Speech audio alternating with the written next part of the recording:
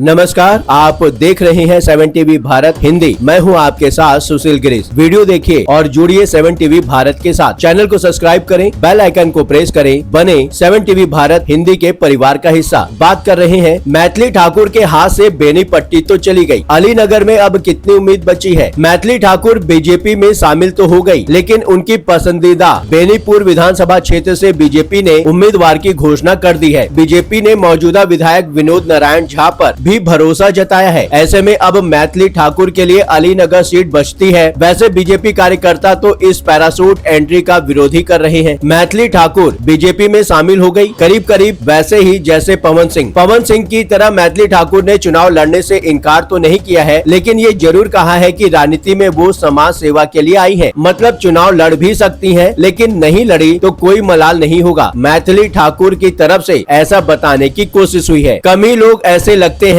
जो मैथिली ठाकुर के राजनीति में आने से खुशी जता रहे हैं। मैथिली ठाकुर के प्रशंसक और उनकी फिक्र करने वाले बिहार के लोग भी उनकी राजनीतिक पारी से खुश नजर नहीं आए हैं। मिथिलांचल से भी वही लोग मैथिली के सपोर्ट में खड़े देखे गए हैं जो बीजेपी के घोर समर्थक हैं। मैथिली ठाकुर को पैराशूट एंट्री दिलाने में बीजेपी नेतृत्व को भले ही फायदा नजर आ रहा हो, लेकिन कार्यकर्ताओं ने खुलकर विरोध जताया है। मई 2025 में ही प्रधानमंत्री नरेंद्र मोदी ने बीजेपी नेताओं की बैठक में एक सवाल किया था, आखिर कार्यकर्ता मेहनत क्यों करता है। वैसे तो ये सवाल मोदी ने पारिवारिक राजनीति को खत्म करने के सिलसिले में किया था, लेकिन लागू तो ऐसे मामलों में भी होना चाहिए। जैसे पवन सिंह के लिए बिहार की आरा और कराकट सीटों की चर्चा थी, मैथिली ठाकुर के लिए संभावित चुनाव क्षेत्रों में 2 सीटों की चर्चा रही, बेनीपट्टी और अलीनगर। बेनीपट्टी मधुबनी जिले में है और अलीनगर दरभंगा में। ये दोनों ही सीटें फिलहाल बीजेपी के पास ही है। बेनीपट्टी से तो बीजेपी ने मौजूदा विधायक विनोद नारायण झा को उम्मीदवार भी घोषित कर दिया है। ऐसे में अब अलीनगर का ही आसरा बचा है। पवन सिंह के मामले में तो तस्वीर साफ हो चुकी है। विवादों के बाद पवन सिंह ने बोल दिया है कि वो चुनाव लड़ने के लिए बीजेपी में नहीं आए हैं। कहने को तो मैथिली ठाकुर भी ऐसा ही बता रही हैं। मैथिली ठाकुर कह रही हैं, बिहार के मुख्यमंत्री नीतीश कुमार से प्रेरित होकर आज मैं उनके सहयोग के लिए यहाँ खड़ी हूँ और बताती है मैं समाज सेवा के लिए आई हूँ और उनके विचारधारा को जन जन तक पहुँचाने आई हूँ। मैं मिथिला की बेटी हूँ और मेरा प्राण मिथिलांचल में बसता है। मैं बस पार्टी का सहयोग करने आई हूँ। मैथिली ठाकुर हो या पवन सिंह, बीजेपी के लिए तो ये बस क्राउड पुलर ही है। अपनी लोकप्रियता के बल पर बीजेपी के लिए भीड़ तो जुटाएंगे ही, चुनाव लड़ना न लड़ना अलग बात है। मैथिली ठाकुर चुनाव कैंपेन तो करेंगे ही, उसी बात के लिए उनको बीजेपी में लाया गया है, जैसे पवन सिंह का मामला है। बीजेपी के लिए मैथिली को टिकट न देना ज्यादा फायदेमंद है। अगर ये किसी वजह से संभव हो सके, टिकट किसी और को भी दिया जा सकता है। बीजेपी के किसी निष्ठावान कार्यकर्ता को बीजेपी का एक विधायक भी हो जाए और मैथिली के प्रचार का फायदा भी मिल जाए। इससे बढ़िया और क्या हो सकता है। जैसे सोने में सुहागा, जैसे सोने में सुगंध। अब बात करते हैं कि कार्यकर्ता मेहनत क्यों करता है। मैथिली ठाकुर को बीजेपी में शामिल किए जाने और उनके दरभंगा या मधुबनी से चुनाव लड़ने का पता चलने पर कार्यकर्ताओं ने पटना के पार्टी कार्यालय पर जमकर विरोध प्रदर्शन किया। ये कार्यकर्ता इस बात से नाराज हैं कि बरसों से वे लोग पार्टी को मजबूत करने के लिए खून पसीना बहा रहे हैं, लेकिन बीजेपी के बड़े नेताओं ने मैथिली ठाकुर को उठा लाया। कार्यकर्ताओं को यह गलत नहीं, ना इंसाफी भी लगता है। सोशल मीडिया पर भी लोगों ने लिखा है कि मैथिली के मिथिलांचल का सिर्फ व्यावसायिक इस्तेमाल किया है। मीडिया रिपोर्ट्स के अनुसार पटना बीजेपी दफ्तर विरोध कर रहे कार्यकर्ताओं का कहना था, समाज में न तो मैथिली ठाकुर का अब तक कोई सहयोग मिला है और न ही उसे राजनीति का ककहरा की जानकारी है। आखिर पार्टी किस आधार पर मैथिली ठाकुर को टिकट दे रही है। कार्यकर्ताओं ने चेतावनी भी दी है कि अगर मैथिली ठाकुर चुनाव लड़ने आई तो सभी कार्यकर्ता विरोध करेंगे। इसी साल मई में प्रधानमंत्री नरेंद्र मोदी ने बिहार दौरे में सवाल उठाया था, आखिर कार्यकर्ता मेहनत क्यों करता है, उसके मेहनत का फल क्यों नहीं मिलना चाहिए। राजनीति में परिवारवाद नहीं होने की सलाह देते हुए मोदी ने बीजेपी दफ्तर में जुड़े नेताओं से साफ तौर पर कहा था, जमींदारी प्रथा नहीं होनी चाहिए। तब प्रधानमंत्री मोदी ने बीजेपी नेताओं को सोशल मीडिया पर सक्रिय रहने की भी सलाह दी थी। जो भी उम्मीदवार बनना चाहते हैं उनके कम से कम 50,000 फॉलोअर्स होने चाहिए। बाकी बातें अपनी जगह हैं, लेकिन मोदी के पैमाने पर मैथिली ठाकुर और पवन सिंह तो बीजेपी कार्यकर्ताओं से ज्यादा ही आगे हैं। एक्स पर मैथिली ठाकुर के फॉलोअर तो पवन सिंह से भी ज्यादा हैं। मैथिली ठाकुर को बीजेपी से टिकट मिलना, इस विषय पर आप कुछ कहना चाहते हैं? कमेंट बॉक्स में लिखकर जरूर बताएं। चलते चलते एक बात बताना जरूरी है, यदि आप भी कोई जरूरी बात हम तक पहुंचाना चाहते हैं, चाहे वह प्रशासन से जुड़ी परेशानी हो, आपके साथ हुआ कोई अन्याय, कोई सामाजिक तकलीफ, समस्या या फिर कोई ऐसी बात जिसे समाज में लाना जरूरी है, तो बेझिझक स्क्रीन पर दिए गए व्हाट्सएप नंबर 9993236555 पर आप हमसे सिर्फ व्हाट्सएप मैसेज के माध्यम से संपर्क करें। 7 टीवी भारत की टीम बात को गंभीरता से समझेगी और जरूरत पड़ी तो पूरी जिम्मेदारी के साथ उसे सबके समक्ष उठाएंगे। आपका विश्वास ही हमारी ताकत है। इस चैनल को सब्सक्राइब करें। लगातार खबरों के लिए बने रहिए 7 टीवी भारत हिंदी के साथ।